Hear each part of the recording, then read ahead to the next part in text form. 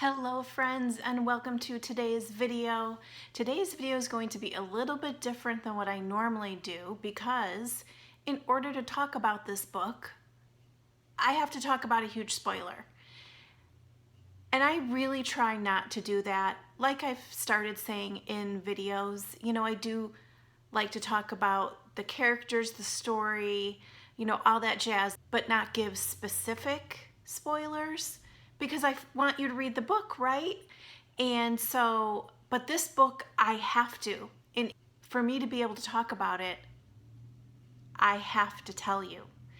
So I'm going to talk about it, and then I'm going to get to the point where, and this was actually a suggestion from Dawn when I was talking to her about the book. I'm going to tell you when in the video I'm going to talk about it. I'm going to say, okay, now. And that way you can stop watching until you've read the book, or you will have been forewarned that I am going to give you a big spoiler. So without further ado, let's talk about Slow Burn by Dawn Edwards. I've read Dawn's previous book. So this is the next book in, I guess, technically the series. The first book is called Fever Pitch. I absolutely loved that book. I connected with Jessa, the main character, so much. Things that came out of her mouth are exactly what I was thinking at the time I was reading them and she's saying them. I really, really like Jessa. She's my girl. Drew, which would be the other main character, the hero. Okay, wow. Like just the best guy. The best guy. And the best guy for her. And I loved that book. And Slow Burn picks up, there is basically a cliffhanger at the end of Fever Pitch. And Slow Burn picks up right there. If you have read Fever Pitch or watched my video, you will know that Jessa was in a relationship with Matt. He was her fiance. He was a crappy guy, but she feels kind of stuck. She's a little bit lost in the world. She, tries to live up to everyone else's expectations. She has a great family.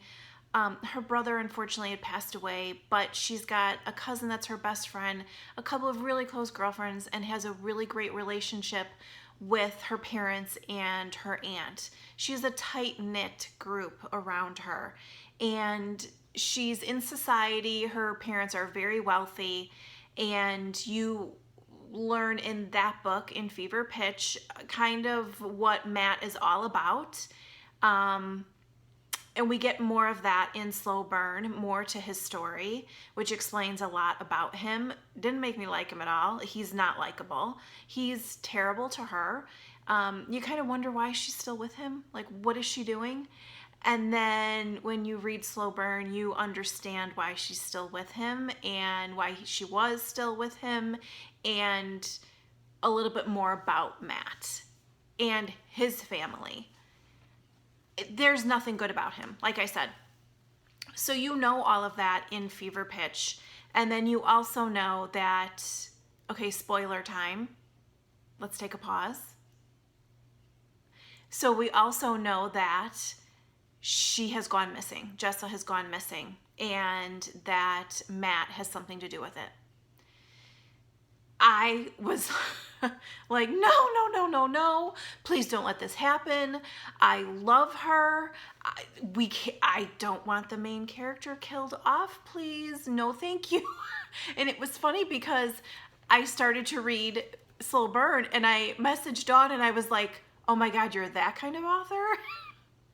Because I've only read, I think maybe 1 or 2 books, maybe 3, where I can come up with 2 for sure. Now, if I scan back through my Kindle, I'm sure that I can come up with another one maybe, but I don't like those kind of books. No, I don't want the main character to die or one of the main characters. I think the one that comes, right to the forefront of my head is A Shot in the Dark by L.J. Stock. And, oh, Okay, but so good. You have to read that. I hate to say a death was worth it, but it was beautiful how it was written, and it's very sad, but really, really, really good. Anyway, so I digress. So I was like really upset when I started Slow Burn and I realized that Jessa doesn't make an appearance. And it's really about what happened after her disappearance. And she's ruled dead. They look for her for a week, search and rescue, and we know what happened to a degree. And it's about her family trying to pick themselves up from that loss. Specifically, Drew. Oh my God, Drew. Yeah, he was killing me. He just, no pun intended. I just, I couldn't imagine what he was going through, and to hear him, and he was so low, and just when you thought that like things were gonna be okay, and they had met their soulmate in each other, and that she had asked him, just wait for me, promise me you'll wait for me, I'm going to take care of everything, and then she disappears. Oh, and it's sinister, and oh, it was really sad, and my heart was broken for him. He remains very close to her family. He's from England. He doesn't have any family in the States. Jessa's family has become his family. Brett, her cousin, has become his best friend. Her friends, Abby and Zoe, is it Zoe or Zoe? So I'm not sure. So I'm going to say Zoe just because that feels natural to me. Sorry if I'm wrong, Dawn. I loved how he had a relationship with them. I loved how he didn't give up. And although he totally gave up, but the type of person that Drew is, he still was there for everyone that needed him. Being her parents, Colleen and Stephen, and her friends. And so the book starts out from Drew's perspective, and to talk about how sad it was. Drew really worries, and it's something that he carries with him, that he was the cause of Jessa's death. And he worries that because when she left, the last time he saw her, she said, trust me, I'm going to take care of this. Just trust me. But yet she wasn't breaking off her engagement, and he didn't really understand what was going on. And, they only took their relationship so far in Fever Pitch. And I liked that as characters because it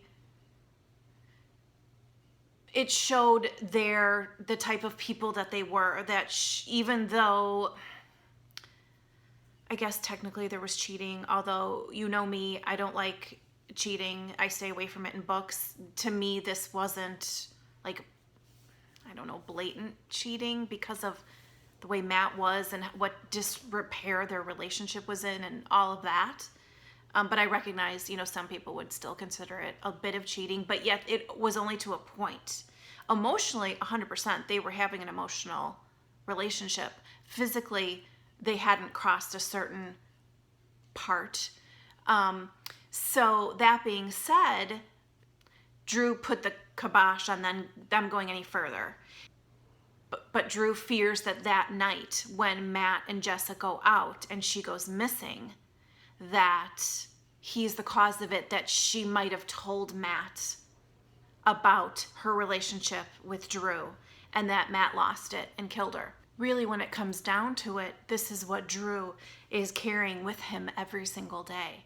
And how Dawn wrote about that was really quite amazing, in that I felt his struggle. I knew exactly where he was coming from, and it broke my heart. Okay, so now is going to be another time where I'm going to tell you, if you don't want a spoiler, you should probably stop watching the video. And I hate saying that, but now is the time.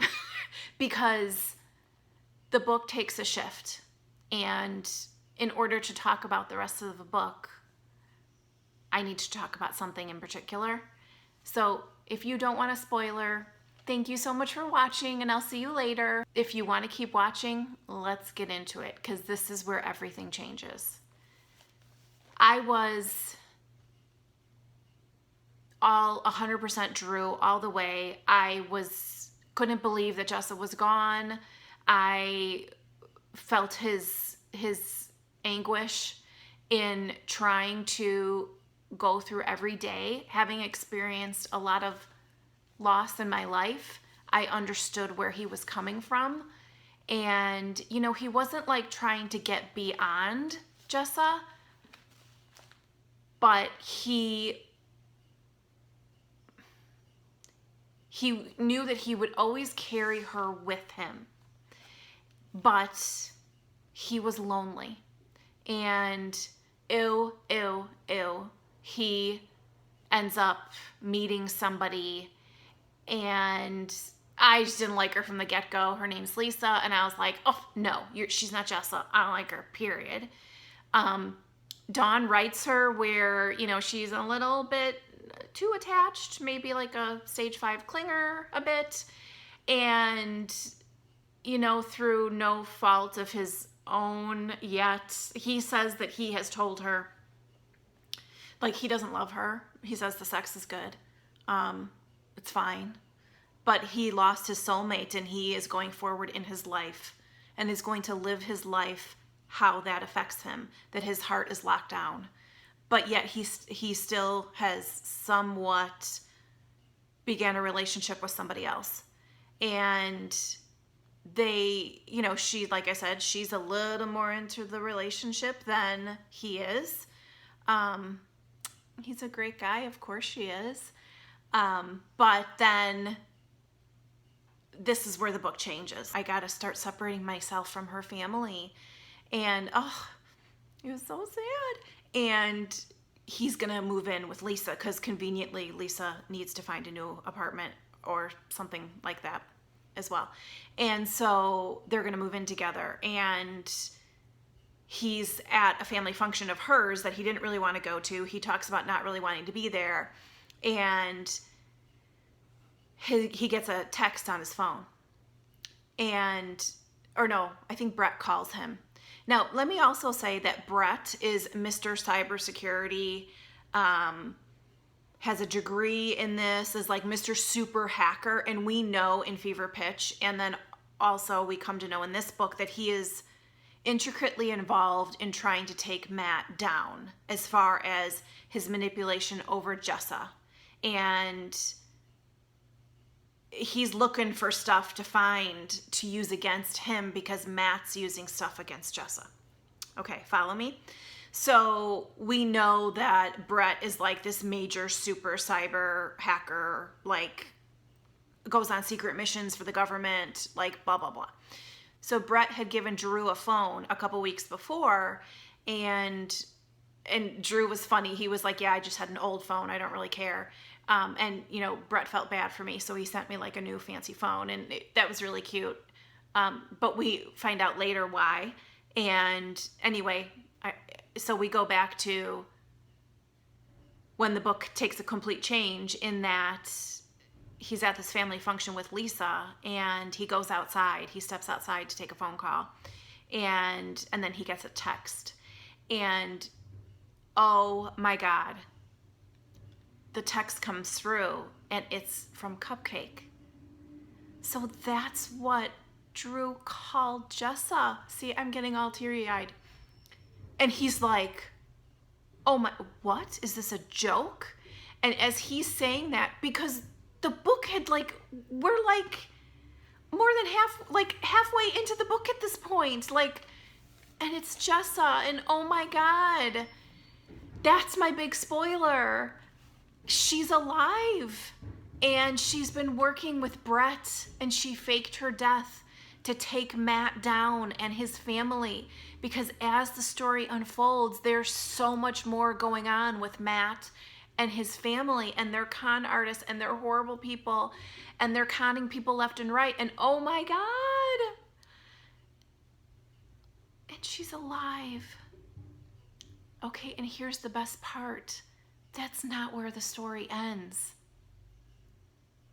It's not just, oh, she's alive, they're back together, wee-hee. No, this is really where their story begins. What we know about in Fever Pitch, and then come to be the same in Slow Burn, is that Jessa has been on a journey of discovering herself. And she loves her parents. She's thankful for the life they have provided her. But she doesn't want to go into her dad's business, so she's trying to find her. She has this society role that she has with her mom because they're wealthy. And she's like, I like the charity work, but like that's not my scene either. And she's a young woman coming into herself. So she starts this journey of discovery. And Drew has a big part of that because his love for her and their relationship that they're building before she dies, essentially, gave her the strength to do what she needed to do to take care of her family, protect her family against Matt. And then that runs in tandem is after she and Brett has helped her with all of that, after she has done that, and Brett is working behind the scenes trying to gather information about Matt, she's trying to find herself. Oh my God. She's my girl. I just love her. I loved all the detail that we got about Jessa and her journey. And not only about when she faked her death, but all the other that went on, because she doesn't just come right back to Drew and is like all happy families again. No, she has to stay away. And in having to stay away while Brett is working behind the scenes, she's finding herself and she is on her life's journey. So when she finally is able to tell Drew that she's okay and what is going on, and she's going on Facebook and she's, under a different identity, and so she knows that he's with Lisa and she's broken over it, but she also knows she has to stay away. But it was the trigger to her being like, oh my God, I have to tell him, is that she found out that he was going to move in with Lisa. And again, because they come back in contact, and that's where their story really begins again. And it goes on for over a year. And, I just loved all the detail we got about what was going on with Matt, his family, what Jessa was learning about herself, how she was transforming physically, how she was transforming mentally, where she wanted to go in her life, her plan about what she wanted to do with her life. Drew, they can't be together. He doesn't know where she is because, again, still trying to be under the radar, and Brett doesn't have everything figured out yet.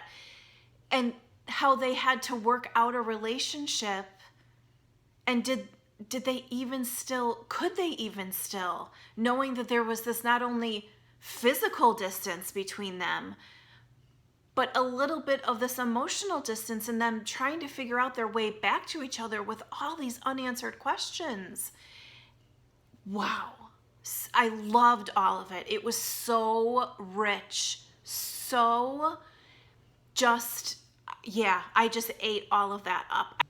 When they're trying to have this relationship and trying to let each other do what each other needs to do, how they still worried a little bit, like, am I still going to be the one for him, or am I still the one for her?